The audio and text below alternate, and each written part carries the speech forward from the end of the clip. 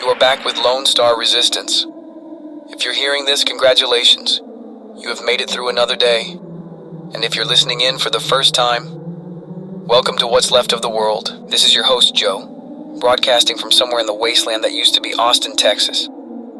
Same fight, same rules. We survive, we endure, and we don't give up. Things have taken a turn here at the station. The tension I told you about in our camp, it's getting worse. The sabotage hasn't stopped, and now people are starting to point fingers.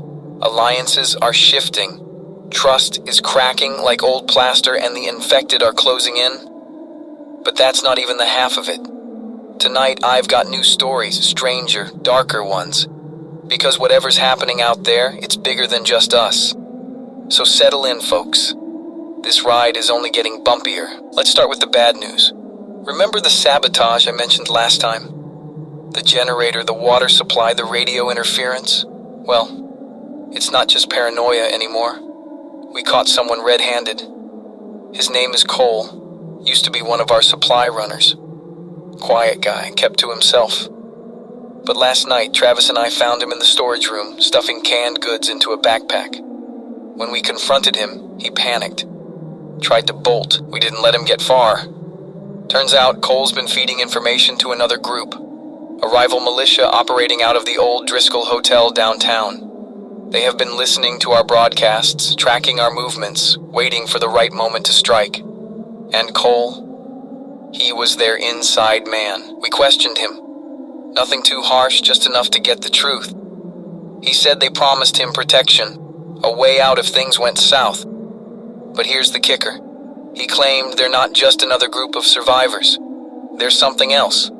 Organized, ruthless, and different. Cole wouldn't or couldn't say more, but his fear was real. And that scares me more than the infected ever could. Here is where things get weirder. After we dealt with Cole, we picked up a transmission, a voice crackling through the static.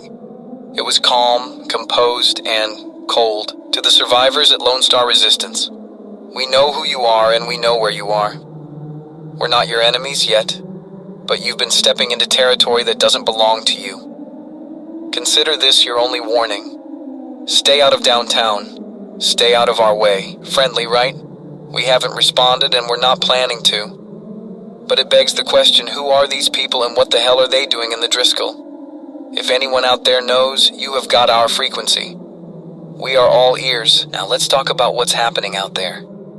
I've been hearing more stories, ones that make the hair on the back of your neck stand up. Got a call from a guy named Marcus, holed up in a church near Waco. Said he had been seeing strange lights in the sky at night. Not helicopters or planes, these are different. They move too fast, change direction too suddenly.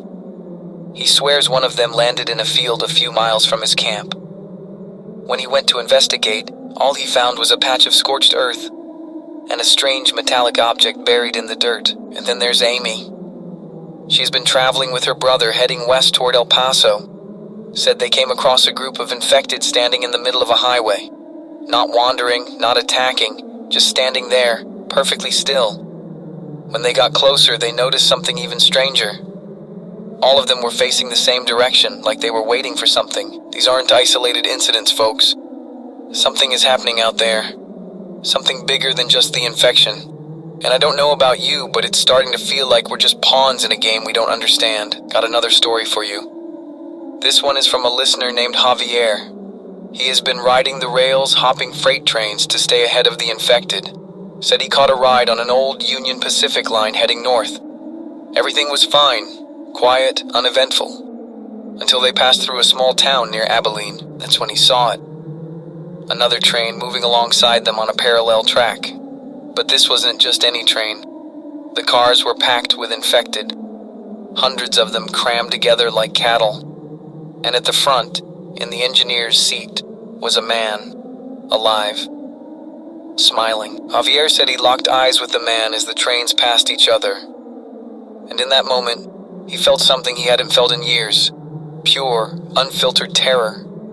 He jumped off the train at the next stop and hadn't gone near the tracks since. Not all the stories are grim, though. Let me tell you about Benji. He's a kid, maybe 10 or 11, and he's been calling into the station for a few weeks now. Lives with his mom in a makeshift bunker somewhere east of Austin. This kid is a genius. Built his own shortwave radio from scraps he found in an abandoned electronics store.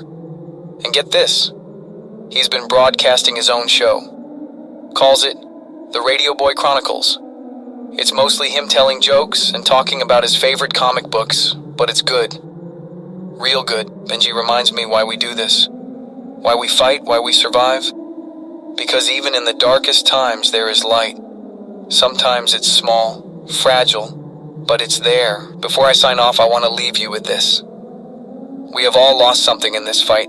Friends, family, pieces of ourselves we will never get back. And it's easy to let that loss consume you, to let it turn you into something you're not. But if there is one thing I have learned, it's this: we're more than what we have lost. Stay safe out there, folks. And remember, the end is not the end.